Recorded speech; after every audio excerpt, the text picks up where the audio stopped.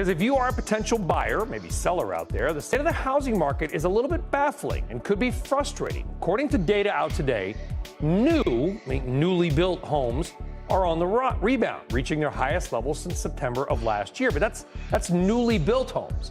This data comes as buying a home, though, is getting costlier. According to one new study, you must now make at least $120,000 a year to afford a median-priced home in the United States. But wait, there's more. According to Redfin, nearly 40% of homeowners would not be able to afford their current home if they had to buy it today. Now, if you lived there 20 years, totally get that. But, recently, that's a little bit weird.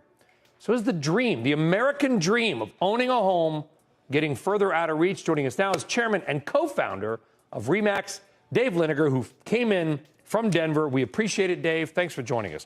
Can you give us some good news on the housing market? Because even successful couples are looking at homes and going,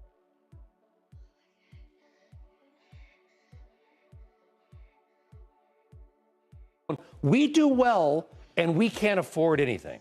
I think the only good news is we're getting closer and closer to the end of this cycle to where it's going to turn around. Okay, what is the cycle? Well, the cycle is extremely high interest rates versus the 2.5% to 5% that we went through for almost 15 years. Naturally, 50 years in RE/MAX, the average interest rate 7.78%. Yeah. As high as 17% in 1980. But homes were a lot cheaper then, too. Oh, yeah. Right, so everyone says, well, I used to pay 14%. It's like, yeah, but you paid $48,000 for your home. That's right. So right now, the market is hurt because there's more demand than there is supply. People that have 2.5%, 5% mortgages, 60% of the people who have mortgages are in that range. They won't move up and pay the 7% that's required today. Yeah, and that's it. You're almost the business term golden handcuffs, right? Like you don't like your job, but you make too much to leave it. That's kind of where we are in real estate. Exactly. Right. You want to move, but you're like, well, you know what? I can't. I don't want to pay 7.5% on a new mortgage. That will change. Right now, there's about 4 million resales a year. It should be closer to 6 to 7 million. If the interest rates start coming back down, people will start understanding a normal interest rate is 5.5%, 6%.